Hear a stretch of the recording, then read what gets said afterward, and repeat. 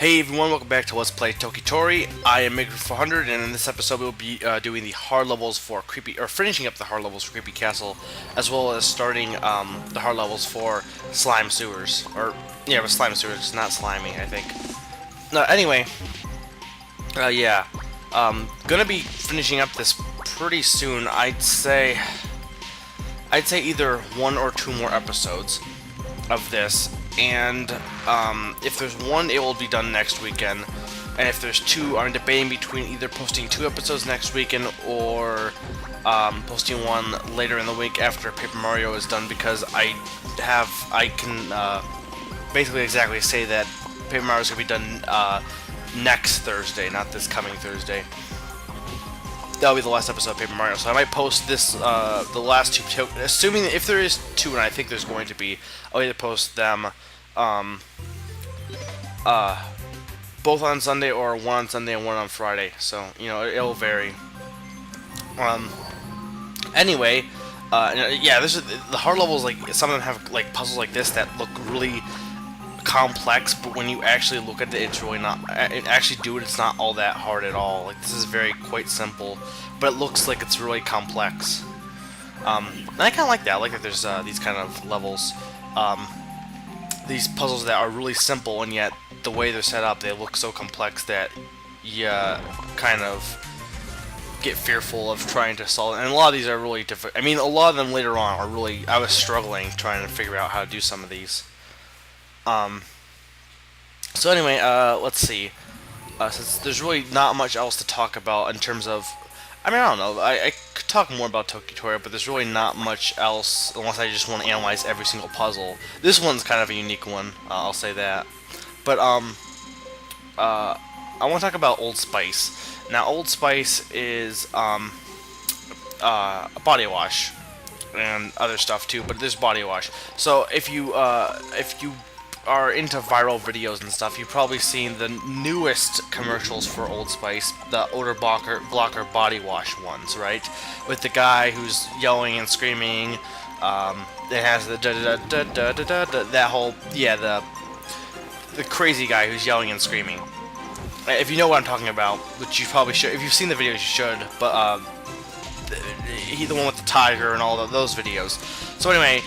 Before those videos, though, they had, I think it was actually aired at the Super Bowl, they had one with a guy who, was on a horse, and he was like this that was the end of it, was a horse. I'm gonna call him a horse guy, but he was on, it was more elegant, not crazy, screaming muscle man. So anyway, and I didn't really see the video when it first came out, so I don't know the initial reaction.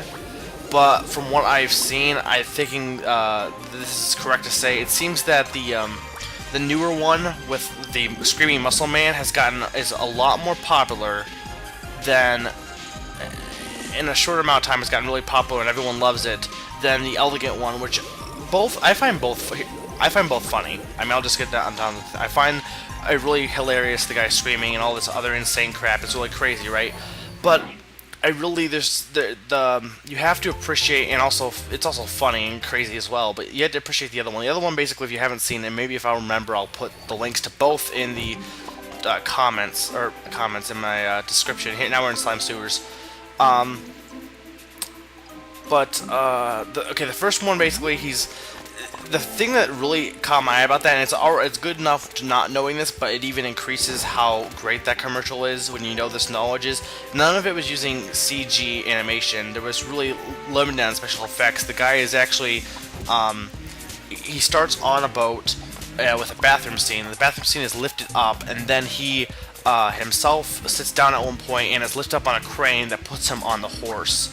And like, there was a behind-the-scenes making of the video, and it really is interesting on how they did it all. I mean, they could have easily done it in CG, but they didn't. The fact that they didn't do that, you know, is kind of impressive. Whereas with the newer ones, some of them it's obvious they use like CG effects, or maybe not even CG, but they did some effects like with the tiger and stuff. And going into the art, it had to be like CG or something for the armpit stuff.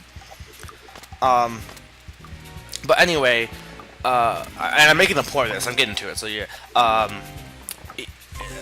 They're both great, but it's like I'm more impressed, and I'm more kind of like the other one because of its creativity and because of the fact that they're both equally funny to me, but I kind of like the other one because of its creativity. And yet it seems like everyone's more infatuated with the newer ones that are crazy insane with explosions and stuff. So my point is, why does it seem that flashy eye candy and explosions and all this crap tend to get get priority to people? People find them better than creative, thought-provoking, not even always thought-provoking, just creative, interesting, intriguing ideas. Like, it's not that. It's like this is like the main reason why I'm kind of against movies like Avatar and Michael Bay's movies, because Michael Bay's philosophy. If you know who Michael Bay is, he makes Transformers and stuff like that, and he's in other movies. His philosophy is, and he's denied it, but he basically, if there's enough explosions, people will be entertained. You don't even need to have a good story, and usually his stories are very weak and flimsy, and the characters and the actors don't do a really fantastic job. I mean, they're not bad, but the thing is, the main thing about Michael Bay is he cares more about the flashy eye candy, and I say eye candy as in like explosions, all this other stuff that is going on, and and it's not that you don't need that. It's not that that can't exist. It can, and it's fine to exist. It's about balance. Again, I say that a lot. It's almost become a catchphrase of mine.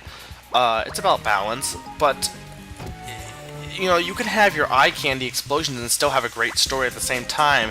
And it feels like the era of 2000s, as I've mentioned, is basically, in my opinion, has been a lot of, well, we can put less effort and still make about the same amount of money as we could with effort.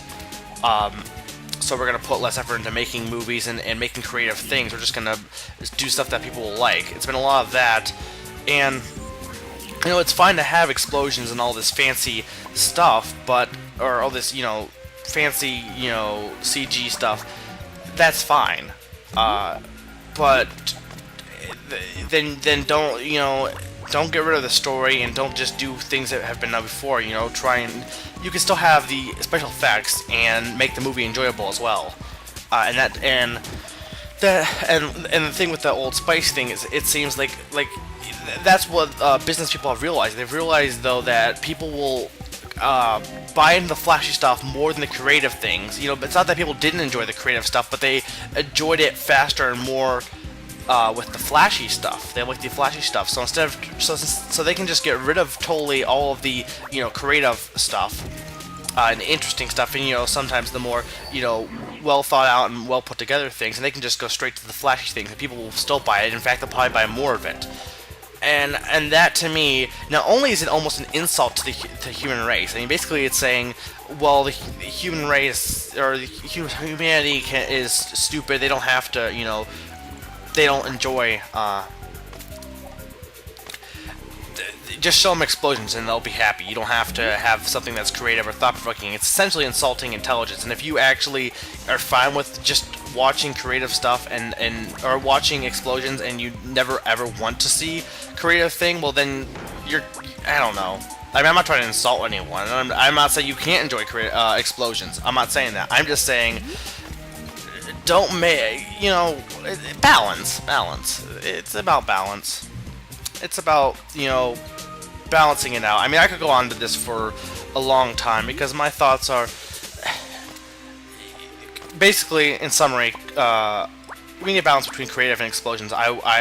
Explosions are fine, but don't rule out creativity, because it feels like it tends to get second fiddle to the